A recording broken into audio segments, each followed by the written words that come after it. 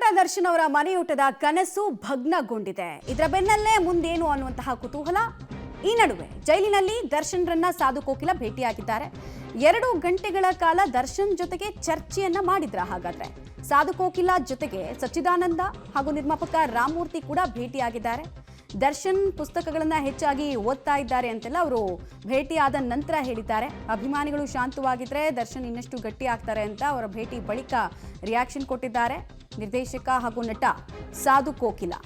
ಜೈಲಲ್ಲಿ ಸಾಧು ಕೋಕಿಲ ಅವರು ಇವತ್ತು ಸೆಕೆಂಡ್ ಟೈಮ್ ಬಂದಿದ್ದು. ಮಂಗಳವಾರ ಭೇಟಿ ಮಾಡೋಕ್ಕಾಗಿರಲಿಲ್ಲ, ಯಾಕೆಂದರೆ ಎಲ್ಲರೂ ಸುಮಾರು ನಮ್ಮ ಸ್ನೇಹಿತರು ತುಂಬ ಹತ್ತಿರದವರು ಅವರಲ್ಲಿ ಮೊದಲನೇ ಚಿತ್ರ ಮಾಡಿದಂಥ ರಾಮಮೂರ್ತಿ ಅವರೆಲ್ಲ ಬರಬೇಕಾಗಿತ್ತು. ಅದಕ್ಕೆ ನಾನೇ ಆ ವಿಷಯ ತಿಳಿಸ್ಕೊಂಡು ವಾಪಸ್ ಹೊರಟುಬಿಟ್ಟೆ. ಬೇಡ, ಯಾಕೆಂದರೆ ತಿರ್ಗಾ ಮತ್ತೆ ಎಂಟ್ರಿ ಸಿಗೋದಿಲ್ಲ ಯಾರಿಗೂ ಈ ವಾರ ಅಂತ. ಇವತ್ತು ಭೇಟಿ ಮಾಡಿದ್ವಿ, ಆರಾಮಾಗಿದ್ದಾರೆ.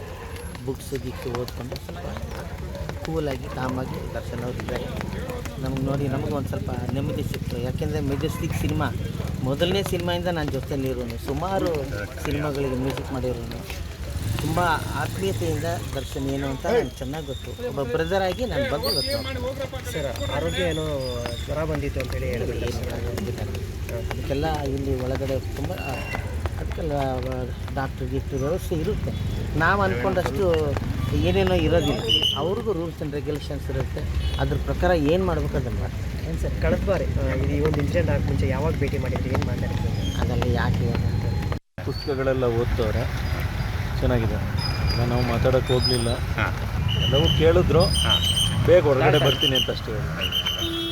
ಇದು ಸಚ್ಚಿದಾನಂದ ಹಾಗೂ ಸಾಧು ಕೋಕಿಲ ಅವರ ರಿಯಾಕ್ಷನ್ ಆಗ್ತಿದೆ ಭೇಟಿಯ ನಂತರ. ಪುಸ್ತಕಗಳು ಓದ್ತಿರೋದ್ರ ಬಗ್ಗೆ ಇವರು ಕೂಡ ಉಲ್ಲೇಖ ಮಾಡಿದ್ರು. ಈ ಹಿಂದೆ ದರ್ಶನ್ರನ್ನ ಭೇಟಿ ಮಾಡ್ತಂತಹ ಅನೇಕರು ಹೇಳ್ತಾ ಇದ್ದನ್ನ ಇವರು ಕಂಟಿನ್ಯೂ ಮಾಡಿದ್ದಾರೆ. ಜೊತೆಗೆ ಅವರು ಶಾಂತ ಚಿತ್ತರಾಗಿದ್ದಾರೆ, ಬೇಗ ಆಚೆ ಬರುವಂತಹ ವಿಶ್ವಾಸವನ್ನ ಕೂಡ ವ್ಯಕ್ತಪಡಿಸ್ತಾ ಇದ್ದಾರೆ ಅಂತ ಹೇಳಿದ್ರು.